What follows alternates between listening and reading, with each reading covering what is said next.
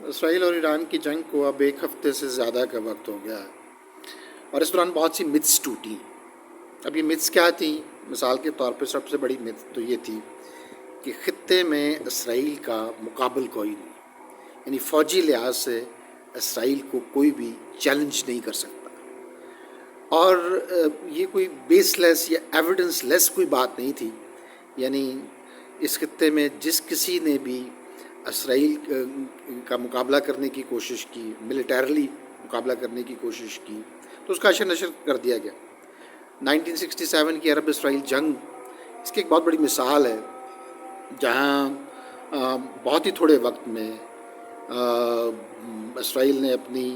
فوجی برتری ثابت کر دی، بلکہ جو جنگ کا پہلا دن تھا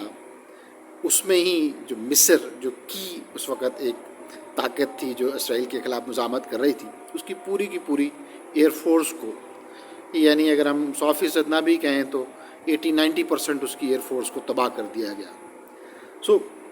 جب آپ اس طرح کی کا ایک بیک گراؤنڈ رکھتے ہوں، پھر امریکہ کے علاوہ جو یورپ کے اندر جو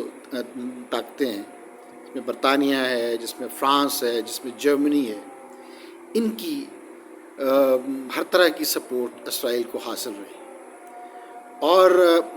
اس کے پیچھے بہت ایک آرگومنٹ ہے، دوسری جنگ عظیم کا معاملہ بھی ہے جو ہولوکاسٹ ہوئی یورپ میں یہودیوں کے خلاف، تو اس کے جواب میں جو لوگوں کے اندر کچھ سمپتی کے جو جذبات تھے، جو جیوش پاپولیشن ہے اس کے بارے میں، اس کی ایک تاریخ ہے۔ لیکن ڈے فرسٹ سے جب اسرائیل قائم ہوا 1948 میں، تو ظاہر ہے انہوں نے پھر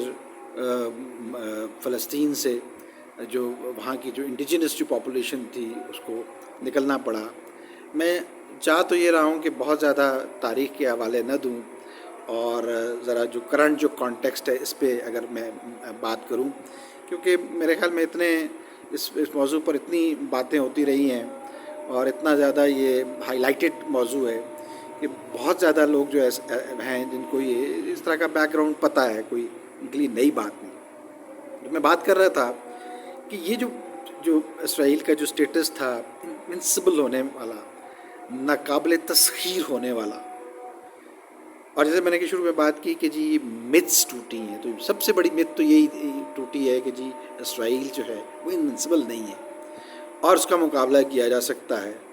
اور یہ کہنا تو ابھی قبل از وقت ہوگا کہ اس کو کچھ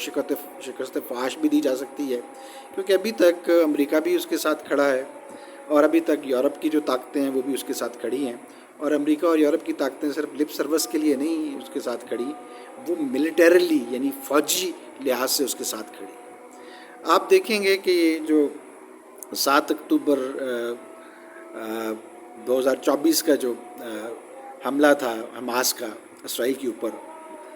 اس کے بعد سے اگر آپ سچویشن دیکھیں تو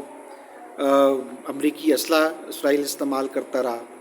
فلسطینیوں کے خلاف، غزہ پہ خاص طور پہ ذرا اٹیک اس پہ غزہ سے ہوا تھا، اور دوسرے نمبر پہ جو ملک اسرائیل کو اسلحہ دیتا رہا وہ جرمنی، اور یو کے جو F-35 جو فائٹر جیٹس ہیں جو کہ اسرائیل مینلی استعمال کرتا ہے، ایئر اس اسرائیل کے اقدامات کو ویسے ڈیفینس تو نہیں کہہ سکتے، زیادہ افینسو ہے ان کا معاملہ۔ سو وہ اس کے جو پارٹس ہیں وہ یو کے میں اسمبل ہوتے ہیں، یعنی یو کے پریکٹیکلی اسرائیل کی مدد کرتا رہا، اور یہ ابھی مطلب یہ سٹیٹس قائم ہے، یعنی ایسا نہیں ہے کہ اس میں کوئی تبدیلی کوئی فرق نہیں آیا۔ تو دنیا کی ہائیلی ٹیکنالوجیکلی جو ایڈوانسڈ ملک ہیں، اور ایک دنیا کی جو سب سے بڑی طاقت ہے ملٹری حوالے سے جو امریکہ ہے، اور اس کے بعد جو یورپ کے جو ٹیکنالوجیکلی ایڈوانس ملک ہیں، ان کی حمایت ایک ملک کو حاصل ہو، اور 300 سے پلس اس کے پاس فائٹر جیٹس ہوں، اور سفسٹیکیٹڈ ویپنری ہو، اور خطے کا وہ واحد ملک ہو جس کے پاس ایٹمی ہتھیار ہیں۔ حالانکہ یہ بھی جو جنگ ایران اور اسرائیل کی ہے، اس کی مین وجہ وہ ایران کا ایٹمی اسلحے کی طرف یا ایٹمی ہتھیار تیار کرنے کی طرف بڑھنا وہ قرار دیتے ہیں۔ تو اس کانٹیکسٹ کو اگر آپ دیکھیں تو یہ خبر ہی نہیں ہے کہ جو ایران پر کوئی حملہ ہے یا ایران کے اندر کوئی تنصیبات کوئی اسرائیل تباہ کر رہا ہے یا کوئی اس میں لوگوں کی ڈیتھس ہو رہی ہیں. خبر سب سے بڑی جو خبر ہے وہ یہ ہے کہ اسرائیل کو اس کا جواب مل رہا ہے، اور جواب بھی یوں ایسا کوئی سافٹ قسم کا جواب نہیں مل رہا کہ کبھی کبھار کوئی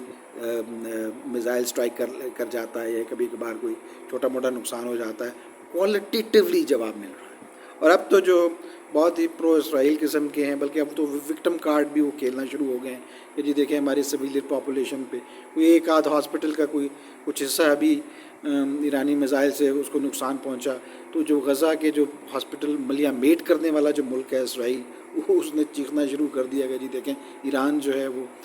ہاسپٹلس پہ اٹیک کر رہا ہے. جو یہ اس آن گوئنگ جنگ کا جو معاملہ ہے وہ ظاہر ہے لوگوں کے سامنے ہے.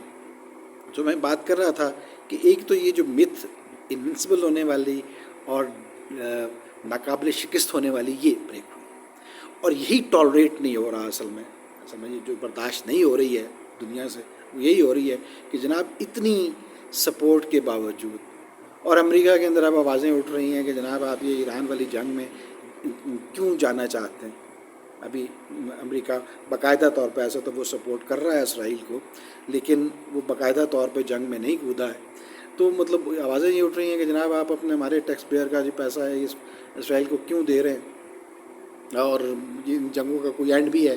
اور عراق کے جنگ کے جو تجربات ہیں وہ بھی بتائے جا رہے ہیں، اس کے حوالے سے جو اس وقت کے معاملات تھے، بلکہ وہ نیتن یاہو کا وہ اسٹیٹمنٹ بڑا ہے کہ جی آپ یہ صدام کو ختم